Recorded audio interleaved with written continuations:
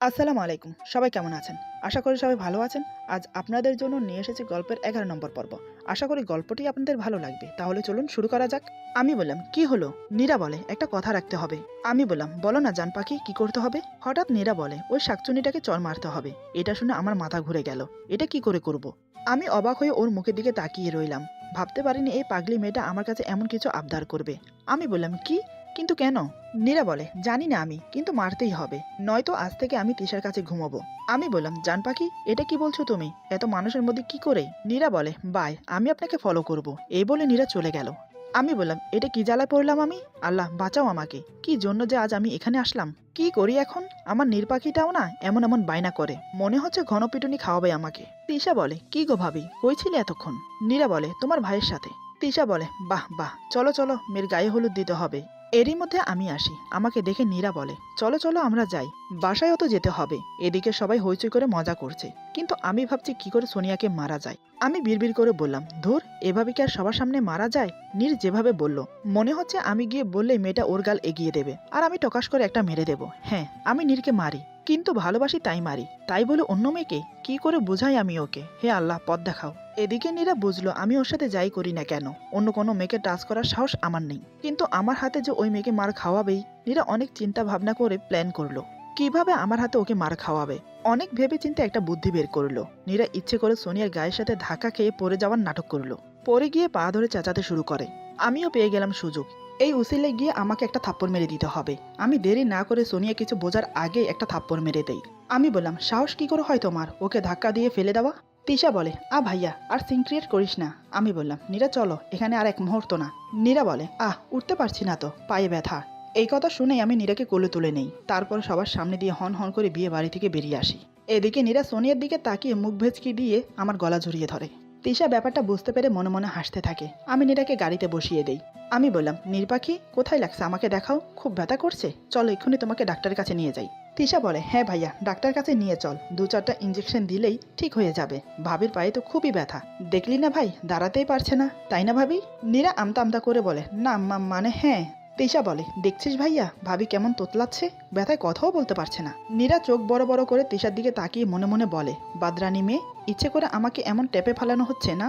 উত্তিনি, বদমাস ভাই, শয়তানি বোন, তোকে দেখে নেব।" নীরা বলে, "আমার কিছু হয়নি, এমনি ঠিক হয়ে যাবে।" আমি বললাম, "কিন্তু নীর পাখি?" তিশা বলে ওঠে, "ভাই, তুই ভাবির কথা শুনিস না, তাড়াতাড়ি ডাক্তারের কাছে চল।" মুখে হাসি চেপে রেখে বলে তিশা। নীরা আবার বিড়বিড় করে বলে, "শাকচুন্নি, ইচ্ছে করছে দুই ভাই বোনকে কুচি কুচি করে কেটে জিলাপি বানাই।" নীরা বলে, "বললাম তো আমার কিছু হয়নি, আমি ডাক্তারের কাছে যাব না, বাসায় যাব।" আমি কিছু একটা ভেবে গাড়ি নিয়ে বেরিয়ে যাই। রাস্তায় হঠাৎই নীরা চেঁচিয়ে উঠে বলে, "এই এই, গাড়ি থামান, গাড়ি থামান।" নীরার কথা মতো আমি ধরপড় করে গাড়ি ব্রেক করি। আমি বললাম, "কি হলোটা কি?" নীরা বলে, "নামেন নামেন তাড়াতাড়ি।" তিশা বলে, "কেন, নামবো কেন?" নীরা বলে, "নামতে বলছি তাই।" নীরা হুড়মুড় করে গাড়ি থেকে নেমে পড়ে। আমি আর তিশাও নেমে আসি। নীরা হাত দিয়ে ইশারায় তেঁতুল গাছ দেখিয়ে দেয়। আমি বললাম, "কি বোঝাতে চাচ্ছ?" নীরা বলে, "আমি তেঁতুল খাবো।" আমি বললাম, "চলো, মার্কেট থেকে কিনে দিচ্ছি।" নীরা বলে, "না না, আমি এই গাছের তেঁতুলই খাবো।" তিশা বলে, "পাগল হলে নাকি, তেঁতুল পাড়তে গিয়ে মার খাবো নাকি?" নীরা তিশার দিকে রাগি চোখে তাকায়, আর তিশা চুপ মেরে যায়। আমি বললাম, "জান পাখি, মার্কেট থেকে আমি এত্তগুলো তেঁতুল কিনে দেবো, কিন্তু এখান থেকে না, গাছওয়ালা পিটাবে তো।" নীরা বলে, "না না, আমি এগুলোই খাবো।" বলেই মাটিতে লাফালাফি করছে। তিশা বলে, "ভাবি, তোমার পায়ে না ব্যথা?" তিশার কথায় নীরা ভ্যাবাচাকা খেয়ে যায়। সে কি করবে ভেবে পাচ্ছে না। নীরা মনে মনে বলে, "এর শাকচুনি তো আমাকে খুবই জ্বালাচ্ছে।" তারপর আমাকে উদ্দেশ্য করে বলে, "এখন কমে গেছে, আপনি কি তেঁতুল পারবেন নাকি আমি?" আমি বললাম, "আচ্ছা আচ্ছা, ঠিক আছে, কিন্তু পারবো কি করে?" নীরা বলে, "গাছে ওঠে, নয়তো ঢিল ছুঁড়ে।" তিশা বলে, "ভাই, ভাবি কিন্তু তোকে আজ নির্ঘাত মার খাওয়ানোর চিন্তা করে রেখেছে।" নীরা বলে, "তুমি চুপ করবে?" আমি কয়েকটা ছোট ঢিল নিয়ে গাছের দিকে ছুড়লাম, কিন্তু একটাও পড়ল না। নীরা বলে, "এভাবে সারাদিন ঢিল ছুড়লেও একটাও পড়বে না।" আমি বললাম, "তো?" নীরা আশেপাশে খুঁজে একটা বড় আকারের ঢিল এনে আমাকে দেয়। নীরা বলে, "এটা দিয়ে মারেন, একটা না একটা পড়বেই।" তিশা বলে, "ভাই না।" নীরা বলে, "আর একটা কথা বললে এই ঢিলটা দিয়ে তোমার মাথা ফাটিয়ে দেব।" এই কথা শুনে তিশা চুপ মেরে যায়। আমি ঢিলটা মেরে দেই, আর অনেকগুলো তেঁতুল পড়ে। নীরা সেগুলো কুড়োতে শুরু করে। এদিকে আমি লক্ষ্য করে দেখি 2-3টা লোক আর মহিলা ওই ঢিলটা হাতে নিয়ে চিল্লাতে চিল্লাতে আমাদের দিকে এগিয়ে আসছে। তিশা তো ওদের দেখেই দৌড়ে গিয়ে গাড়িতে বসে পড়ে বলে, "ভাই, ওই তেঁতুল পোকাটাকে নিয়ে এখনই ভাগ।" আমি নীরাকে ডাকলেও নীরা ওঠে না। পরে আমি নীরাকে পেছন থেকে চ্যাংমোড়া করে তুলে দৌড়ে দিই। গাড়িতে বসে তাড়াতাড়ি করে সেখান থেকে পালিয়ে আসি। নীরা বলে, "আপনি আমাকে এভাবে তুলে আনলেন কেন?" আমি কিছু বলার আগেই তিশা বলে, "ওভাবে না আনলে আজ ওরা নীর পাখিকে একদম তেঁতুল পাখি বানিয়ে দিত।" আমি তিশার কথা শুনে হো হো করে হেসে উঠি। নীরা বলে, "যত সব বাজে কথা, নাও এবার খাও।" তিশা বলে, "নো, অনেকগুলো থ্যাংক ইউ ভাবি, তুমি খাও।" নীরা আমাকে তেঁতুল দিতে চাইলো, কিন্তু আমি খাবো না বলে দেই। নীরা আনমনে তেঁতুল খেতে লাগলো। কিছু দূর আসতেই হঠাৎ নীরা আবার চেঁচিয়ে ওঠে গাড়ি থামানোর জন্য। তিশা বলে, আরে ভাই তুই গাড়ি থামালি কেন? তখনকার অর্ধেক কাজটা এখন পূরণ করে দেবে ভাবি। আমি বললাম, কি খাবে জান পাখি? নীরা মিষ্টি একটা হাসি দিয়ে বলে, ফুচকা। আমি বললাম, তুমি থাকো, আমি আনছি। নীরা বলেন, না আমিও যাব। আমি বললাম, ঠিক আছে নামো। আমি আর তিশা গাড়ি থেকে নেমে যাই। নীরা গাড়ি থেকে নামতে শাড়ির কুচির উপরে পা পরে খুলে যায়। নীরা বলে, হাই আল্লাহ। নীরার মুখে এই কথা শুনে দেখে নীরার শাড়ি খুলে গেছে। আমি বললাম, ও শেট, তিশা তোর ভাবিকে আড়াল করে দাঁড়া। আমি গাড়ির দরজা খুলে এক পাশ থেকে নীরাকে আড়াল করে দাঁড়াই। নীরা শাড়ি গুটিয়ে নিয়ে দাঁড়ায়। আমার দিকে তাকিয়ে দেখে আমি রাগী দৃষ্টিতে তাকিয়ে আছি। আমি বললাম, ইচ্ছে করছে থাবড়িয়ে গাল লাল করে দেই।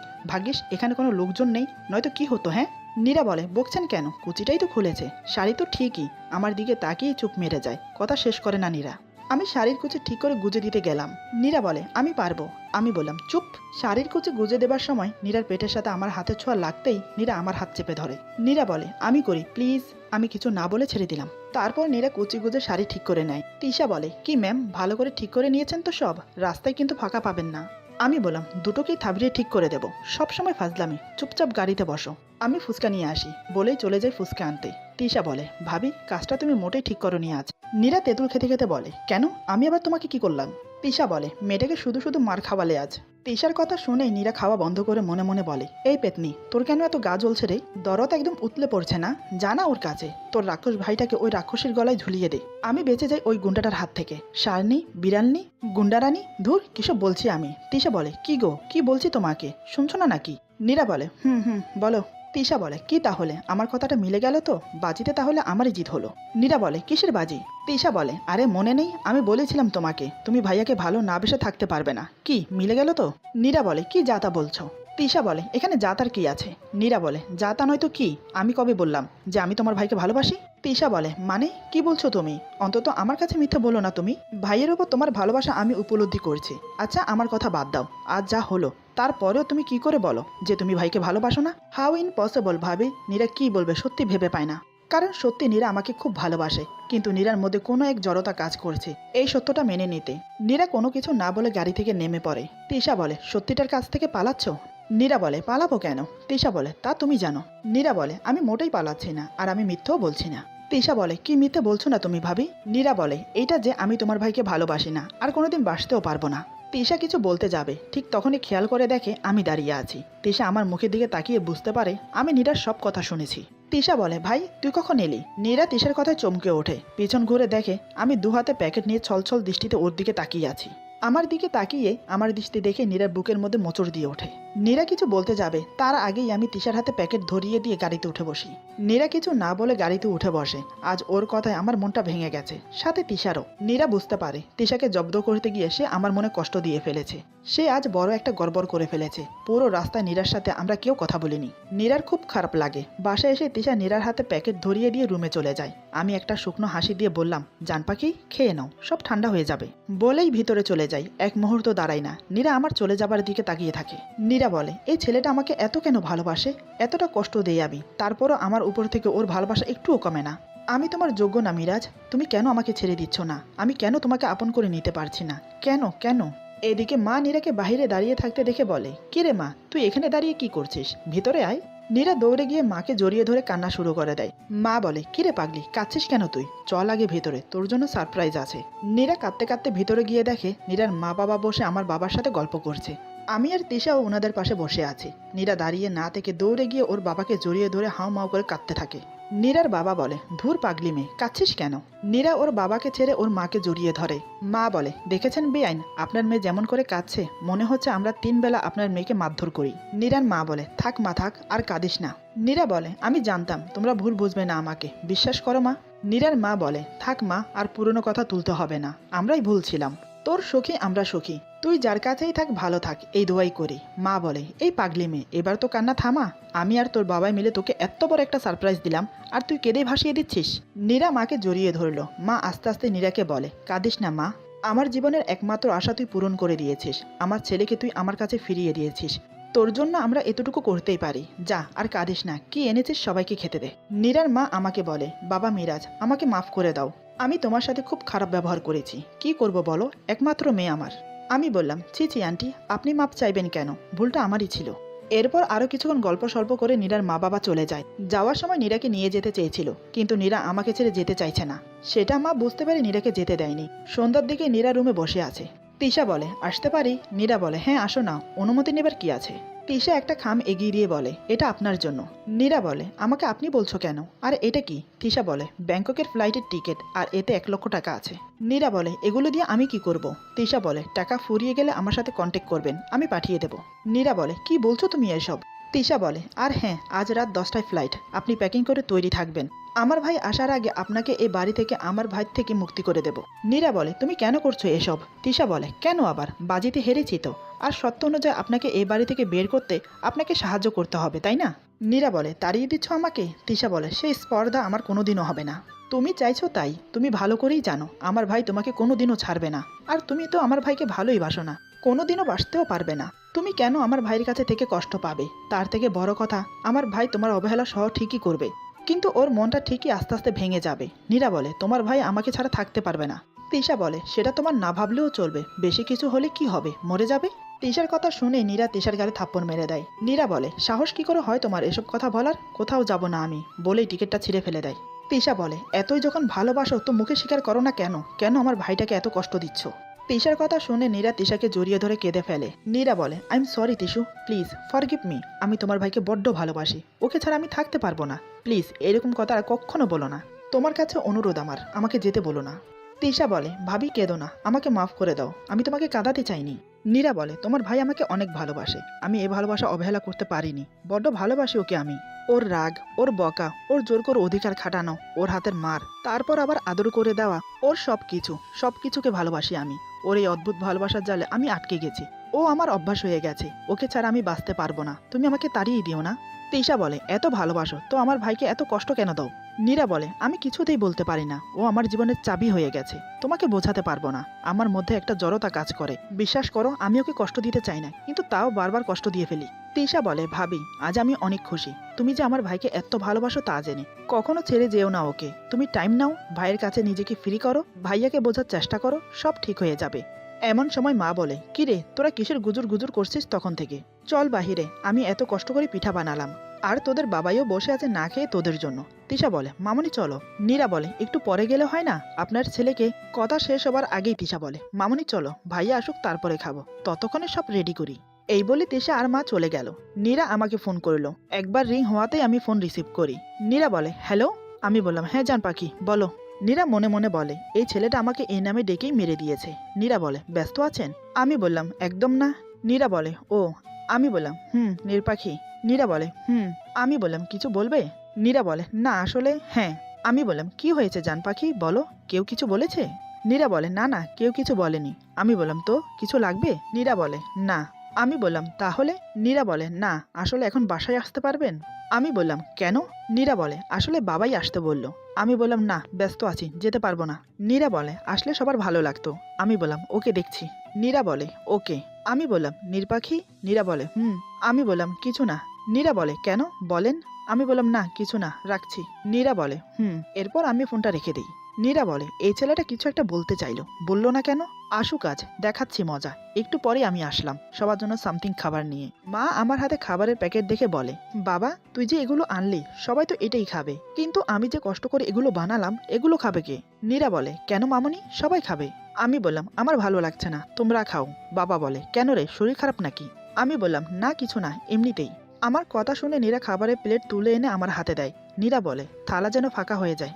আমি কিছু না বলে খাওয়া শুরু করি। খেতে খেতে ভাবতে থাকি, তুমি কি সত্যিই আমাকে কোনোদিন ভালোবাসবে না? নির্পাখি, কেন বুঝো না আমাকে? সত্যি অনেক ভালোবাসি তোমাকে। তুমি আমাকে যতই অবহেলা করো তাও আমি তোমাকে ভালোবাসবো।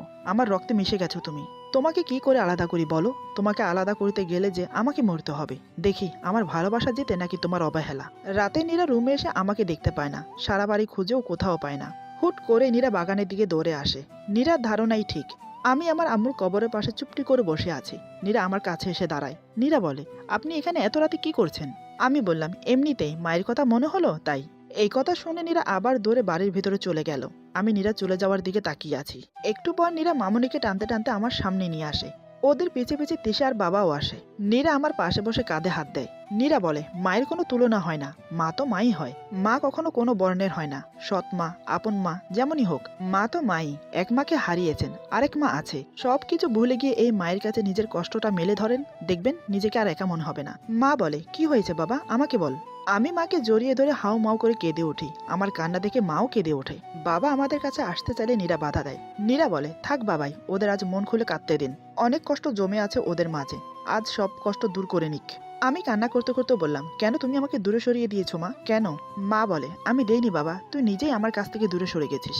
আমি বললাম, ছোটরা তো ভুল করেই, তুমি কেন আমাকে শাসন করনি বলো? কেন আমাকে দূরে সরে যেতে দিয়েছো? কেন বলনি মিরাজ কাজটা ভুল? কেন বলনি আমি কত কষ্ট পেয়েছি জানো? মা বলে, কষ্ট তুই একা পাসনি বাবা, আমিও ঠিক ততটাই কষ্ট পেয়েছি যতটা তুই পেয়েছিস।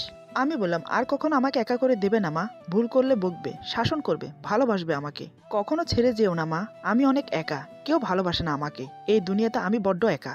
আমার এই কথাগুলো নীরার বুকে তীরের মতো বাঁধে, কারণ আমার বুকে যে এত কষ্ট জমিয়ে রেখেছি, এত একা অনুভব করি নিজেকে, নীরা তা জানতোই না। কিন্তু নীরা আমাকে এত ভালোবাসার পরেও নিজের মুখে স্বীকার করে না। মা বলে, এই ছেলে, বাজে কথা আর দুবার বলবি না। কে বলেছ তুই একা? আমরা আছি না, আমরা অনেক ভালোবাসি তোকে। তিশা কান্না করতে করতে বলে, আমি অনেক ভালোবাসি তোকে ভাই, বলেই আমাকে জড়িয়ে ধরে। বাবা বলে, আর আমিও। এদিকে নীরা কিছু না বলে বাসায় চলে যায়। এই ব্যবহারে আমি আরো কষ্ট পাই। নীরা দৌড়ে ছাদে চলে যায়। ছাদে গিয়ে নীরা চেঁচিয়ে বলে, আমিও তোমাকে অনেক ভালোবাসি মিরাজ, অনেক বেশি ভালোবাসি, বলেই নীরা কাঁদতে শুরু করে। অনেকক্ষণ পর রুমে এসে দেখে আমি ঘুমিয়ে পড়েছি। নীরা আমার পাশে বসে আনমনে আমার দিকে তাকিয়ে ফুপিয়ে ফুপিয়ে কাঁদতে থাকে। কান্নার আওয়াজ শুনে আমি ধরপড়িয়ে উঠে বসি। ওকে এভাবে কান্না করতে দেখে খুব অবাক হলাম। হঠাৎ মেয়েটা কান্না করছে কেন? আমার জানা মতো আমি তো ওকে কোনো কষ্ট দেইনি। আমি বললাম, কি হয়েছে নীর, কাঁদছো কেন? আমার কথা শুনে নীরা আরো জোরে কেঁদে ওঠে। আমি এবার নীরাকে জড়িয়ে ধরে মাথায় হাত বুলিয়ে দেই। আমি বললাম, কি হয়েছে জান, আমি কি আবার কষ্ট দিয়েছি তোমাকে? কাঁদছো কেন? এভাবে কেঁদো না প্লিজ, তোমার কান্না আমার সহ হয় না। নীরা বলে, কিছু না, এমনি। আমি বললাম, আমাকে মিথ্যে বলো না জান পাখি, আমি তোমাকে বুঝি তো, কি হয়েছে বলো। নীরা বলে, ঘুমাবো, আমার ভালো লাগছে না। নীরার কথা শুনে আমি ওকে ছেড়ে দেই। নীরা বিছানার এক পাশে শুয়ে পড়লো, আর আমি চুপটি করে আরেক পাশে শুয়ে পড়লাম। কিন্তু আমার মন মানছে না, ওকে বুকে টেনে নিতে খুব ইচ্ছে করছে। হঠাৎ এক ঝটকায় নীরাকে টেনে কাছে নিলাম। ওর হাতের উপর শুয়ে ওকে জড়িয়ে ধরি। ওর কপালে আলতো করে চুমো দেই। ধীরে ধীরে ওর ভিজা চোখ দুটোকে আলতো করে করে কিস করতে থাকি। তাতেই ওর নিঃশ্বাস ঘন হয়ে উঠেছে। সে আমার চুলের মুঠি ধরে টেনে আমার ঠোঁটে ঠোঁট মিশিয়ে দেয়। ওর কিস করার অনুভূতিটা অন্যরকম এক শিহরণ জাগায়, আমাকে আকৃষ্ট করে ওর প্রতি। নীরা চোখ বন্ধ করে কিস করেই যাচ্ছে, কিন্তু আমার অনুভূতিটা অন্যদিকে মোড় দেওয়ার আগেই আমি ওকে ছেড়ে দিলাম। ওর কপালে আলতো করে কিস করে বললাম, আই লাভ ইউ জান পাখি, রাত অনেক হলো, ঘুমিয়ে পড়ো। এই বলে ওর মাথাটা বুকের সাথে চেপে ধরে ঘুমিয়ে পড়ি। নীরা মনে মনে খুব খুশি হয়, কারণ আমাকে এভাবে জড়িয়ে ঘুমানোর অভ্যাস হয়ে গেছে নীরার। ও আমাকে জড়িয়ে ধরে ঘুমিয়ে পড়ে। সকালে নীরা আমার আগেই ঘুম থেকে ওঠে, ফ্রেশ হয়ে ড্রেসিংয়ের সামনে দাঁড়িয়ে চুল মুছতে থাকে। এমন সময় তিশা এসে ডাকতে শুরু করে। তিশা বলে, ভাবি উঠেছো? তিশার ডাকে নীরা দরজা খুলে দেয়। নীরা বলে, হ্যাঁ, এত সকালে কি হয়েছে? তিশা বলে, চলো ড্রয়িং রুমে, দেখো কে এসেছে। নীরা বলে, এত সকালে কে এসেছে? তিশা বলে, গেলেই দেখবে। নীরা বলে, আচ্ছা চলো। এই বলে ওরা দুজন ড্রয়িং রুমে যায়। ওখানে গিয়েই নীরার মাথায় আকাশ ভেঙে পড়লো। বিস্ফারিত চোখে চেয়ে থাকে মানুষটার দিকে। নীরা ভাবতে পারছে না এই মানুষটা এখানে কেন, তাও আবার এই অবস্থায়। নীরার টেনশন বেড়ে গেল, কি করবে ভেবে পাচ্ছে না। এরপর যা হলো, আজকের গল্প এখানে সমাপ্ত। অনেকদিন ধরে ভাবছি আপনাদের উদ্দেশ্যে কিছু কথা বলবো, কিন্তু সময় হয়ে ওঠে না, তবে আজ বলবো। প্রথমে আমি আমার নামটা আপনাদেরকে বলি। আমার নাম নুসরাত জাহান কাজল। আমি ফ্যামিলির সাথে দুবাই থাকি, দুবাইতেই জব করি। 9 ঘন্টা ডিউটি করার পর যেটুকু সময় পাই তখনই আপনাদের জন্য ভিডিও বানাই। তাই প্রতিদিন ভিডিও দেওয়া হয় না। অনেকেই আমাকে কমেন্ট করে প্রতিদিন কেন ভিডিও দেই না। আসলে গল্প লেখা, সেটা ভয়েস রেকর্ডিং করা, তারপর সেটাকে এডিট করা এক হাতে একদিনে হয়ে ওঠে না। তার সাথে তো জব আছেই। তবে আমি চেষ্টা করি একদিন পর একদিন ভিডিও ছাড়ার জন্য। আশা করি আপনারা বুঝতে পারছেন। আর এই গল্পটা অনেক লম্বা হয়ে গেছে, তবে শেষের পথে। এই গল্পের আসল ভিলেন এখনো এন্ট্রি হয়নি। সে হলো মিরাজের ফুপু, তার সাথে মনিরা তো আছেই। এত অপমান হওয়ার পর সে কি এমনি এমনি ছেড়ে দেবে নীরাকে? লাস্ট মোমেন্ট পর্যন্ত সাথে থাকুন আর গল্পটা উপভোগ করুন। এই গল্পের বাকি অংশ পেয়ে যাবেন আগামী পর্বে। সবাই ভালো থাকবেন, সুস্থ থাকবেন, আল্লাহ হাফিজ।